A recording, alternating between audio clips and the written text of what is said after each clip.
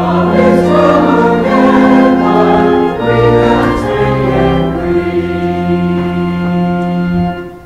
Holy Gospel of our Lord Jesus Christ according to Luke.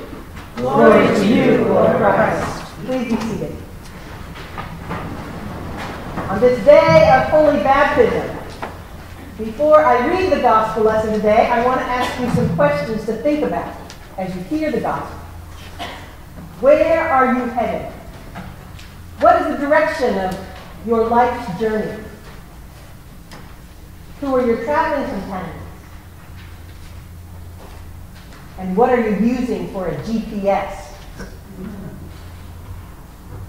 Hear the gospel. Now that same day, which happened to be the day that Mary went to the tomb and found that the tomb was empty. So we're talking the very day of resurrection. Two of them were going to a village called Emmaus. Now, if I say the word Flint, or Ferguson, or Standing Rock, things come to your mind, right? Now, for us, Emmaus doesn't really mean much. But historically, one interpretation of Emmaus is that it was a place that a generation prior, Maccabees, Jewish people, had overtaken the Romans in that town, killed many people, and then years later, the Romans had come, and in retaliation, had burned the town to the ground. Now, I don't know about you, but before I came to this job, I was an assistant rector in Hampton, Virginia. And Hampton, Virginia is in the south, and before the Union soldiers could get to that town, Hampton, the Confederate soldiers burned Hampton to the ground. The only thing that was standing was the church. Now, there's a whole lot there left back, isn't there? The church has, thankfully, risen from the dust. But I'm wondering if the road to Emmaus isn't that direction when they think the way of Jesus is over. Jesus is dead. There is nothing more. Do we go back to Emmaus? Do we go back to a way of violence? Do we go back to another way of solving our conflict?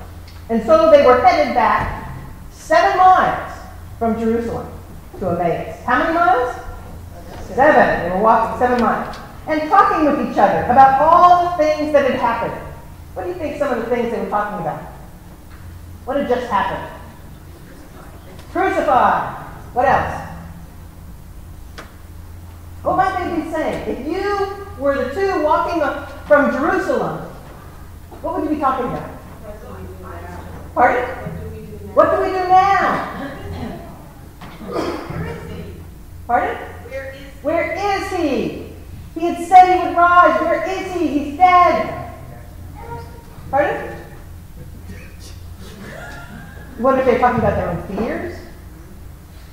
While they were talking and discussing, Jesus himself came near and went with them. But their eyes were kept from recognizing him. How many times is that true, right? That really God is walking with us and we don't even see it. We don't recognize the presence of God. And we know that passage in Matthew where Jesus says, they say, well, where did we see you? When did we give you something to drink? And Jesus says, when you gave it to the least of these. Jesus was unrecognizable in that moment, and he said to them, what are you discussing with each other while you walk along? It says they stood still. They were looking sad. And then they say, are you the only stranger in Jerusalem who does not know the things that have taken place in these days? My God, are you the only one? And you wonder what it would be like if someone showed up in our country right now and asked us, what's happened in the last 100 days? Are you the only one who doesn't know? It was like, why didn't you know? What's happened? And they say, well, the things about Jesus of Nazareth, who was a prophet, mighty in deed and word before God and all the people, and how the chief priests and leaders handed him over to be condemned to death and crucified him. That's what happened. But we hoped that he was the one to redeem Israel. They had hoped that now again, like back in Emmaus, that the Jews would rise up, overturn the Romans, and they would again be in power. But you know what? That was never Jesus' plan, was it? Jesus never came just for the Jews or just for the Gentiles. He came for all. And so his plan was going to be much bigger than that. The overthrow was not going to be about, so now this one who's in power can be in power. It was about God coming and bringing all into his care. And they say, we hope that this would happen. And yes, and besides all this, it's now the third day. Now, that doesn't mean much to us, but for Jews, they believe that for 3 days, when you die, for 3 days, the spirit kind of hovers around. It's still there. And on the third day, it's gone. So on the third day, you're really dead. And they say, it's now the third day.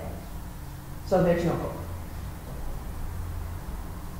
And moreover, some women of our group astounded us, and they were at the tomb early this morning, and when they did not find his body, they came back and told us that they had indeed seen a vision of angels who said he was alive.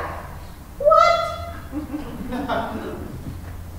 Some of those who were with us, went to the tomb and found it just as the women had said, but they didn't see him.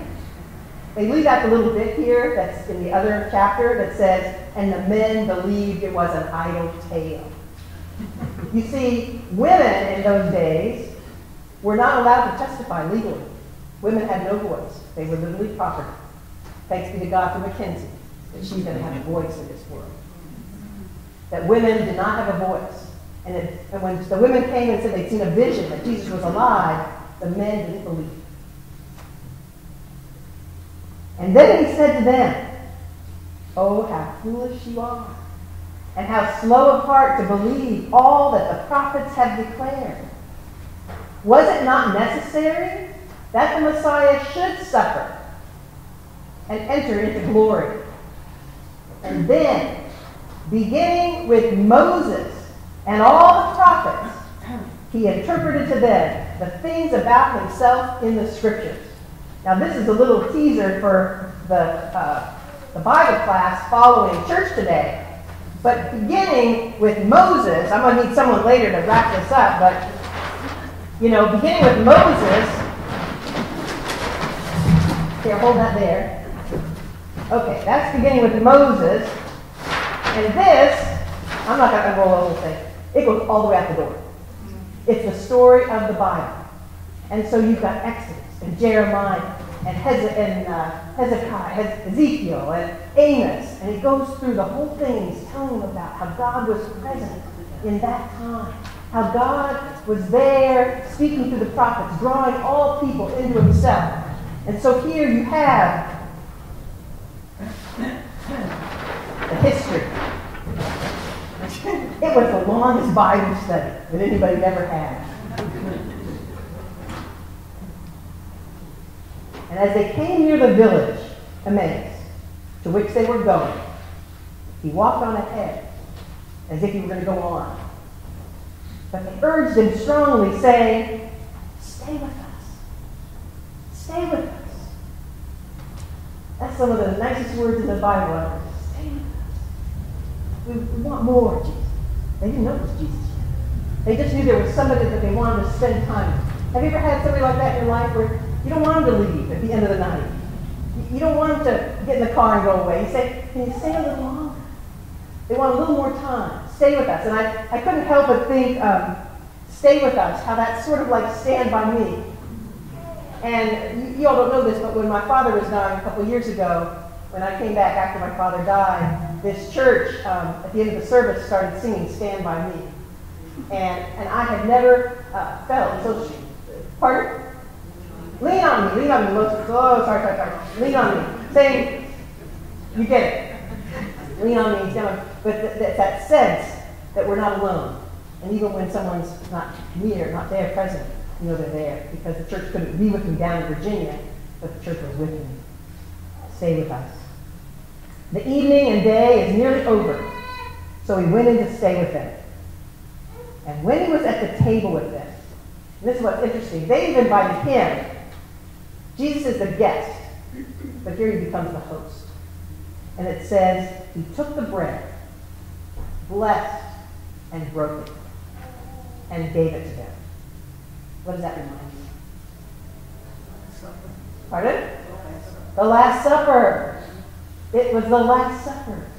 He took the bread, he blessed it, he broke it, he gave it. It was the Last Supper, and they saw. And what do we do every Sunday? We do the same thing. And not just so that we somehow can reenact, but it's a remembering, it's a re-inviting Christ back in. Then their eyes were opened, and they recognized him, and he vanished from their sight. What? Can't you stay a little longer? But you realize after you've had an encounter with Christ, it's not like you have to stay by your side. They can't just sit down there and enjoy the bread and wine and just hang out all the time, or just stay in Emmaus. There is work to be done. And Jesus has more people to make himself known to. They have seen and they believe. And they said to each other, were not our hearts burning within us while he was talking to us on the road, while he was opening the scripture to us? And that same hour, they got up and returned to Jerusalem. How many miles? 7. So how many miles they go today? 14. That was a little walking, wasn't it? Because in that moment of awareness, they can't sit still. And they go back to the other disciples in Jerusalem. And it says, they found the 11 and their companions gathered together. And they were saying, the Lord has risen indeed, and he's appeared to Simon Peter. And then they told what had happened to them on the road, and how he'd been made known to them in the breaking of the bread. The gospel of the Lord. Praise to you, Lord Christ.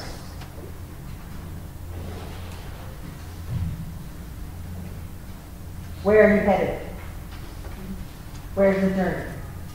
And I'm not talking about thinking about the next job or where you're going to go to college. I'm talking about that journey into the deepest heart of God. And that is the journey into the baptized life. And that is why we have gathered today in celebration of Mackenzie Catherine Ballou. Into that baptized life, we join her. And who are our companions on the way? We all have close companions, maybe our spouses, our friends, our children, our family. But we are companions to one another. We need each other. I cannot walk this Christian life without you. And you without me, without each other. You look around, you see each other. These are the ones. You don't get a trade in. Now, I know that some of you may go, well, who is Mackenzie? We don't really know her. We haven't seen her that often. And I want you to know that Mackenzie, she's being held by her Aunt Virginia Lustig. And the reason she's being baptized here is because her cousin Bobby, said, well, this is a great church to be baptized in. This is a church that welcomes everyone. This is a church that says you're welcome here. And if you recall, you might not remember this, but Mackenzie was baby Jesus at our last Christmas pageant. So she really does have a very special place in the life of this church. And I know they can't be here all the time because they live a little distance from us. But you know, there's something about the nature of what we call ourselves as church that says, yes, you are welcome here. And we will support you.